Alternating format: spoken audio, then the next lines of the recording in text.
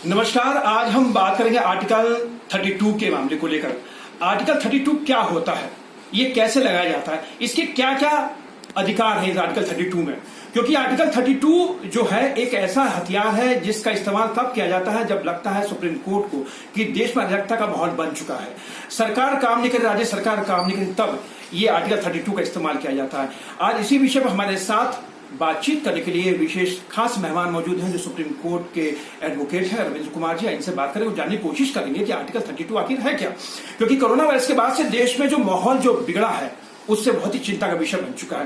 क्योंकि corona virus की वजह से देश में एक के बाद एक लोग संक्रमित हो रहे हैं, लोगों की मौतें हो रही है और खासकर जो इसका सबसे ज्यादा असर उन मजदूरों पर पड़ा है जो दिहाड़ी मजदूर हैं, क्योंकि आर्थिक रूप से वो टूट चुके हैं, क्योंकि इनके पास खाने के लिए नहीं है, पीने के लिए नहीं है, क्योंकि वो इस तरीके से टूट चुके हैं कि उनका पलायन शुरू हो चुका है, लोगों ने अपने घर जाना शुरू कर दिया। लेकिन सरकार ने अपनी आंखें उनकी तरफ से मूंद ली है। सरकार उनकी तरफ कोई भी ध्यान नहीं दे रही, बेचारे सड़कों पर भूखे प्यासे भटक रहे हैं और ऐसे में मजदूर जो है कोई सड़क दुर्घटना का शिकार हो रहा है, कोई ट्रेन में मर रहा है, तो कहीं ना कहीं देश में अराजकता का माहौल हो चुका है। लोगों को उम्मीद थी कि सरकार चुप रहेगी, लेकिन सुप्रीम कोर्ट कहीं ना कहीं ऐसे मामले पर अपनी चुप्पी तोड़ेगा। क्योंकि लास्ट उम्मीद लोगों को सुप्रीम कोर्ट से होती है, क्योंकि सुप्रीम कोर्ट सर्वोच्च न्यायालय होता है। जब राज्य सरकार, जब केंद्र सरकार जब चुप बैठ जाती है, जब वो आंखें मूंद लेती है, तो सुप्रीम कोर्ट जो है ऐसे मामलों खुद ब खुद संज्ञान लेता है। लेकिन सुप्रीम कोर्ट की चुप्पी अब लोगों को खलने लगी। सोशल मीडिया में तमाम खबरें वायरल हो रही कि आखिर सुप्रीम कोर्ट क्यों चुप था, आर्टिकल 32 के तहत सुप्रीम कोर्ट ने क्यों कार्रवाई नहीं की। आज इसी विषय पर हम बातचीत करेंगे रविंद्र जी से। सर, ये आर्टिकल 32 क्या होता है, ये लोग जानना चाहते हैं। देखिए, ऐसा है, जब हमारे देश का संविधान बना तो उसमें दो व्यवस्थाएं बड़ी साफ थी। एक ये थी कि नागरिकों के मूलभूत अधिकार हैं। हमारे पास चार तरह के अधिकार हैं। एक समानता का अधिकार है, एक स्वतंत्रता का अधिकार है, एक शोषण से मुक्ति का अधिकार है, एक धार्मिक स्वतंत्रता का अधिकार है और एक शिक्षण व्यवस्था या शिक्षण संस्थान चलाने का अधिकार है। इनको आर्टिकल 14 से लेकर 30 के बीच में निरूपित किया गया है, परिभाषित किया गया है जी। अब ये होता है कि जब नागरिक के मौलिक अधिकारों का उल्लंघन होता है तो उसको हमारे यहाँ दो रेमेडी दी गई हैं। एक दी गई है कि अनुच्छेद 226 के अंतर्गत वह किसी भी हाई कोर्ट में जा सकता है और अगर किसी हाई कोर्ट में उसको लगता है कि मुझे न्याय नहीं मिलेगा या नहीं मिलता, तब वो जो है अनुच्छेद 32 में सीधा सर्वोच्च न्यायालय जा सकता है और वहां जाकर ये कह सकता है कि मेरे मूलभूत अधिकारों का हनन हुआ है। और इसीलिए जब नागरिकों को लगता है कि हमारे अधिकार हनित हो रहे हैं, तो आप देखेंगे जैसे कि रिपब्लिक टीवी का अर्नब गोस्वामी 32 में ही बेल लेने गया था कि मुझे सुप्रीम कोर्ट से बेल मिले। तो आर्टिकल 32 एक सबसे बड़ी एक आम आदमी के हाथ में ताकत है जिससे वो न्यायालय से न्याय मांग सकता है और अदालत उसका संज्ञान ले सकती है। आर्टिकल 32 के अंतर्गत आप किसी भी चीज के, किसी भी अधिकार के लिए सुप्रीम कोर्ट पे जा सकते हैं और सुप्रीम कोर्ट उसकी सुनवाई करती है। लेकिन अभी जो हम देख रहे हैं लॉकडाउन के दौरान सुप्रीम कोर्ट की भूमिका जो है बड़ी एक तरह से निंदनीय रही। और निंदनीय शब्द मैं इस्तेमाल नहीं कर रहा।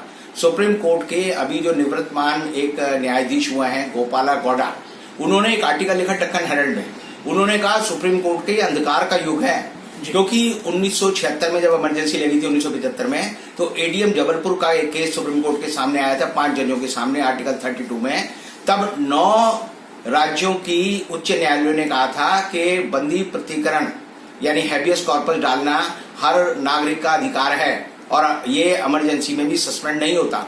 लेकिन तब जो एन रे की सुप्रीम कोर्ट में जो वो मुख्य न्यायाधीश थे, प्रधान न्यायाधीश थे, 5 जजों की बेंच ने कहा कि आपका ये अधिकार जो है किसी भी रूप में मान्य नहीं है। और तब ये कहा गया था, एक बड़ी युक्ति हुई थी कि अगर कोई जवान आपको आपातकाल के दौरान गोली भी मार दे, तब भी आपका मरना जो है, आपका जीने का अधिकार वहां खत्म हो जाता है। तो लोगों को बड़ी उम्मीद थी कि सुप्रीम कोर्ट जो है लॉकडाउन के दौरान लाखों मजदूर सड़क पे पैदल चल रहे हैं, भूखे मर रहे हैं, उनको पीने का पानी नहीं मिल रहा, खाने के लिए रोटी नहीं मिल रही, उनको आने जाने का साधन नहीं मिल रहा। आप देखेंगे जो तस्वीरें आ रही हैं कि मरा हुआ कुत्ता जो है एक आदमी सड़क पे खा रहा है।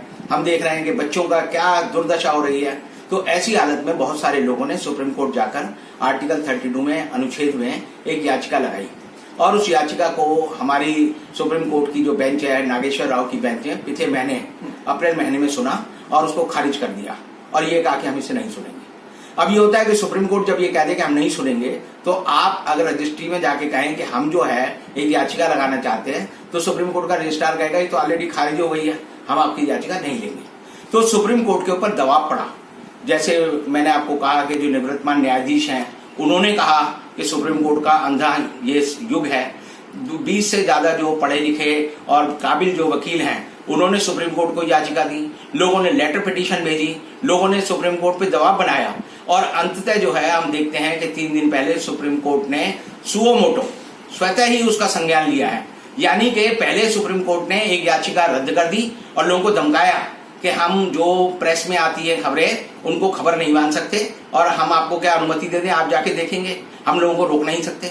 लेकिन अब सुप्रीम कोर्ट एक महीने बाद जागा है और जागने की वजह यह है कि सुप्रीम कोर्ट के कुछ न्यायाधीशों की आत्मा जो है दोबारा जग गई और उन्होंने कहा कि हमें जो है लोगों के अधिकारों की रक्षा करनी है और उन्होंने इस पर जो है नोटिस जारी किया। जैसे सुप्रीम कोर्ट में ये याचिका लगी है, तमाम याचिका है कि खतों के जरिए भी सुप्रीम कोर्ट के पास एक तरह की सूचनाएं पहुंची थी, लेकिन सर आर्टिकल 32 के तहत जब सुप्रीम कोर्ट को लगता है कि राज्य सरकार और केंद्र सरकार काम नहीं कर रही है, जब लगता है कि उनको बिल्कुल वो एकदम अनार्की से फैल रही है, तो सुप्रीम कोर्ट क्या ऐसे मामलों खुद ब खुद संज्ञान ले सकता है आर्टिकल 32 के तहत? कोई भी कोर्ट जो है जब भी हम कोई मुकदमा डालते हैं तो 2 सवाल खड़े होते हैं। पहला सवाल होता है, जैसे अब मैं जाके कहूंगा कि ये गरीब लोग मर रहे हैं, इनके लिए आप जो है कोई रिलीफ दीजिए, तो सुप्रीम कोर्ट कहती है लोकस स्टेंडाई क्या है। लोकस स्टेंडाई मतलब आपको क्या अधिकार है, आप इसकी आवाज उठाएं। तो सुप्रीम कोर्ट में पीआईएल की एक लंबी परंपरा रही है। आप देखेंगे बंधुआ मुक्ति मोर्चा से लेकर जो अंधों का कांड हुआ था बिहार में, उसमें सुप्रीम कोर्ट ने ये दलील दी कि पीआईएल प्रो बोनो पब्लिको यानी जो जनता के हित की बात है वो कोई भी कर सकता है, तो प्रो बोनो पब्लिको हट गया। सेकंड आता है कि जब मैं जाता हूं तो वो कहते हैं जी कि आपको क्या अधिकार है, तो प्रो बोनो पब्लिको में मेरे को अधिकार है। लेकिन सुप्रीम कोर्ट दूसरी तरफ कहती है कि हम इसकी कॉग्निजेंस लेंगे। अब कॉग्निजेंस देने का मतलब न्यायालय है उसका संज्ञान ले रहा है, उसको स्वीकार कर रहा है और उस पर आगे निर्णय ले रहा है। तो जो आपने कहा कि सुप्रीम कोर्ट सो मोटो इसकी कॉग्निजेंस ले सकती है। सुप्रीम कोर्ट के न्यायाधीश भी वो इस देश के नागरिक हैं और सुप्रीम कोर्ट का न्यायाधीश भी आप देखेंगे बहुत सारे कई नजीरें हैं कि सुप्रीम कोर्ट ने बहुत बार या हाई कोर्ट और सुप्रीम कोर्ट को यह अधिकार है कि वो किसी भी चीज का स्वतः संज्ञान ले सकते हैं, क्योंकि अगर कोर्ट को लगता है कि ये मामला बिना देरी के सुना जाना चाहिए तो वो मामला सुना जाना चाहिए और वही मामला सुना जाता है। सर ये जो हमारे देश में जो पलायन शुरू हुआ है मजदूरों का, उनकी जो स्थिति है पूरा वर्ल्ड देख रहा है। मजदूर जो है सड़कों पर पैदल चलने को मजबूर हैं, ट्रेन के अंदर ट्रेन जो 90 घंटे लेट जा रही है, लोग भूखे मर रहे हैं। कल आपने देखा वो सीन आपके सामने आया हुआ वीडियो आ रही है जिसमें एक महिला जो मरी पड़ी स्टेशन के ऊपर, उसके छोटे बच्चों के सामने खेल रहे हैं। क्या कहेंगे सर, इसकी जिम्मेदारी किसके ऊपर तय होगी, कौन इसकी जिम्मेदारी लेगा? ऐसा है, हिंदुस्तान में जो रेलवे है वो केंद्रीय सरकार के अंतर्गत आती है और रेलवे अपने आप में एक विभाग है, रेलवे अपने आप में एक मिनिस्ट्री है, रेलवे का अपना एक पुलिस बल है, रेलवे की एक परंपरा है। आप जो रेलवे स्टेशन पे क्राइम होता है उसे आम पुलिस नहीं देख सकती, उसके लिए रेलवे पुलिस है। तो जितने भी क्राइम अगर रेलवे के डिब्बे के दौरान या रेलवे के स्टेशन पर हो रहे हैं तो उसकी जिम्मेदार हिंदुस्तान की रेलवे है और हिंदुस्तान की रेलवे का मतलब है भारत सरकार उसकी जिम्मेदार है। और मुझे लगता है कि भारत सरकार जानबूझकर, आप देखेंगे 60 ट्रेनें जो है गलत चल गई। भाई बस गलत जा सकती है, ट्रेन कैसे गलत जाएगी? ट्रेन के ड्राइवर के हाथ में कोई अधिकार नहीं होता कि वो ट्रेन को लेफ्ट ले या राइट ले, उसका काम है ट्रेन को पटरी पे सीधे चलाते जाना। तो जो सिग्नल देने वाले और कंट्रोल रूम के लोग हैं उनको तय करना होता है ट्रेन कहाँ जाएगी। तो आप मान सकते हैं कि आपके अंदर ये बात आप सहन कर सकते हैं कि जो ट्रेन रोज 3000 से ज्यादा ट्रेनें चलाती थी वो 40 ट्रेन गलत चला रही है। इसका मतलब ये है कि सरकार जानबूझ के गलत ट्रेन चला रही है ताकि मजदूर जो है 24 घंटे की जगह 60 घंटे में जाए, 80 घंटे में जाए, रास्ते में मर जाए। क्योंकि इससे आप सोचेंगे सरकार को फायदा क्या है? सरकार को फायदा यह है कि इससे हेडलाइन बदल जाती है। मोदी की सरकार जो है हेडलाइन की मास्टर है, वो रोज सोचती है कि कोई ऐसा काम किया जाए कि जो असली बात है वो छिप जाए और नकली बात आ जाए। तो आप देखेंगे 5 दिन निर्मला सीतारमण बता रही हैं कि हम क्या पैकेज दे रहे हैं, इसी तरह ट्रेन गलत जा रही है। तो ये खबर आने से ये बात दब जाती है कि लोग कैसे मर गए, लेकिन लोगों की हालत इतनी खराब हो गई है कि वो वहां भी मर जाते हैं। तो सरकार हो सकता है एक दिन कहे कि लोग जो है मर क्यों जाते हैं, इसके लिए दोषी वो लोग हैं जो जिंदा थे और मर गए। तो अगर सरकार का कुतर्क लोगों के सर पर चढ़ाने की कोई बात है तो ऐसे में मैं कहूंगा कि सरकार जो है पूरी तरह फेल हो गई है और इस देश में आज के दिन कोई व्यवस्था नाम की चीज नहीं। सर सुप्रीम कोर्ट की जो भूमिका सामने आई है बहुत ही निराशाजनक है। जैसे अभी आपने कहा कि एक जज ने खुद कहा कि अंधकार में इस मतलब चल रहा है इनका। सुप्रीम कोर्ट अगर इस तरह से करेगा तो आदमी फिर कहां किससे न्याय की आस रखेगा? देखिए ऐसा है, 2 रास्ते हैं। एक तो रास्ता है कि अगर आपके ऊपर अन्याय हो रहा है तो आप लठ उठाएं और तुरंत फैसला कर दें। जिसे हम कहते हैं कि वो जो है माइट इज राइट वाला, कि मेरे हाथ में ताकत है, मैंने मार दिया। दूसरा है सभ्य समाज का, कि अगर आपको कोई प्रॉब्लम होती है तो आप उसके रेड्रेसल के लिए, उसके अनुपालन के लिए या उसको दूर करने के लिए सही फोरम पे जाते हैं। सुप्रीम कोर्ट हिंदुस्तान की राजनीति और हिंदुस्तान की व्यवस्था का सबसे बड़ा फोरम है जो आपके मामलों को एडजुडिकेट करता है। लेकिन हम लगातार देख रहे हैं कि पिछले 3 साल से, जब 4 जजों ने 12 जनवरी 2017 को प्रेस कॉन्फ्रेंस की थी कि सुप्रीम कोर्ट में न्याय व्यवस्था पटरी से उतर गई है, तो उसके बाद भी वो पटरी से ही उतरी हुई है। जब लोग कहते हैं कि भाई जम्मू कश्मीर में जो है राष्ट्रपति शासन लग गया है, 370 हटा दी गई है, उनके सारे अधिकार खत्म हो गए हैं, तो कोर्ट कहती है जल्दी क्या है, बाद में देख लेंगे। दिल्ली में लोग कहते हैं कि जी यहाँ पर सीए के मामले में हड़ताल हो रही है, ये हो रहा है, कोर्ट कहती है इसकी जल्दी क्या है। तो जब न्याय और अन्याय में एक ही फर्क है, अगर आप देर से न्याय करेंगे तो अगर आपको पानी की आज जरूरत है और मैं कहूँ जी अगले महीने 31 तारीख को आपको पानी पिलाऊंगा, तो आप तो मर जाएंगे। तो न्याय का मतलब आपके जीवन को सुरक्षित करना है, आपके जीवन को सुखी बनाना है। अगर अदालत लोगों के जीवन को सुरक्षित और सुखी नहीं बना सकती तो मैं कहूंगा वो अदालत नहीं है, न्यायालय नहीं है, बल्कि वो जो है कसाई खाना है और वहां पर कसाई बैठे हुए। चलिए सर, आपका बहुत बहुत धन्यवाद।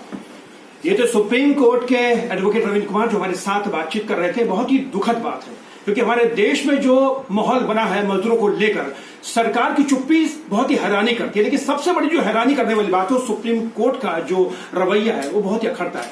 पिछले दिनों आपको याद होगा सुप्रीम कोर्ट के एक जज रिटायर हुए थे जिन्होंने सुप्रीम कोर्ट के ऊपर बहुत ही कहते कि ऐसे आरोप लगाए थे जो सुनने लायक नहीं थे। वो आरोप थे कि यहां पर पैसे वालों को ही न्याय मिलता है, यानी गरीब आदमी को न्याय नहीं मिलता और सुप्रीम कोर्ट में गरीब आदमी नहीं पहुंच सकता। और वो साबित हो रहा है क्योंकि जिस तरीके से सुप्रीम कोर्ट का जो रवैया था, 2 दिन बाद सुप्रीम कोर्ट ने इसको मतलब कि अपने संज्ञान में लिया इस पूरे मामले को। लेकिन जो मजदूर जो मरे हैं, भूखे प्यासे मजदूर जो मरे हैं, उनका जवाबदेही आखिर किसकी होगी? कैंपस राहुल के साथ सुरेश झा, न्यूज़ नेट, दिल्ली।